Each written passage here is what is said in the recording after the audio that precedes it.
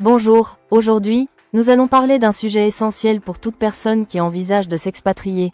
Quelles sont les obligations fiscales à respecter lorsqu'on transfère sa résidence fiscale hors de France? Quitter la France pour s'installer à l'étranger, que ce soit pour des raisons professionnelles, familiales ou patrimoniales, ne se résume pas à un simple changement d'adresse. Ce départ entraîne des conséquences fiscales importantes, souvent méconnues, et parfois coûteuses. En France, le cadre juridique de l'expatriation fiscale combine souplesse et formalisme. Bonne nouvelle, il n'existe aucune autorisation préalable à demander pour quitter le territoire. Vous n'avez pas besoin d'un quitus fiscal pour partir, et le transfert de résidence peut se faire à tout moment de l'année. Mais attention, cette liberté s'accompagne d'un formalisme déclaratif rigoureux, surtout si vous possédez un patrimoine financier conséquent. L'objectif ? Prévenir la fraude fiscale et garantir l'équité du système tout en permettant la mobilité internationale. Parmi les principales obligations figure le mécanisme de l'exit tax. Il s'applique aux personnes qui ont été résidentes fiscales françaises pendant au moins 6 des 10 dernières années avant leur départ. Deux seuils déclenchent cette taxe. D'abord, si vous détenez plus de 50 PER sans départ dans une société. Ensuite, si la valeur totale de vos titres et placements financiers dépasse 800 000 euros. Dans ces cas, vous devez déclarer les plus-values latentes, c'est-à-dire la différence entre la valeur actuelle de vos actifs et leur prix d'acquisition.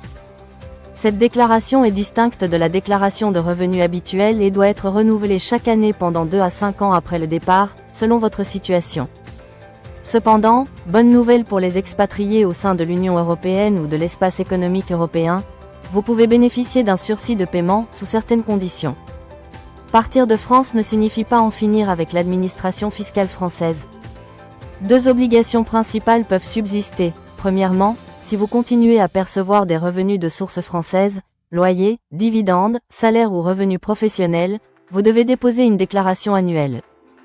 Il existe toutefois des exceptions, notamment lorsque ces revenus sont déjà soumis à une retenue à la source libératoire. Deuxièmement, si vous possédez un patrimoine immobilier en France, vous pouvez rester redevable de l'impôt sur la fortune immobilière, IFI.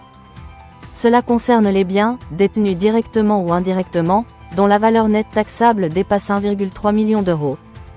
Les conventions fiscales internationales jouent un rôle central dans ce dispositif. La France a signé des accords bilatéraux avec de nombreux pays afin d'éviter la double imposition.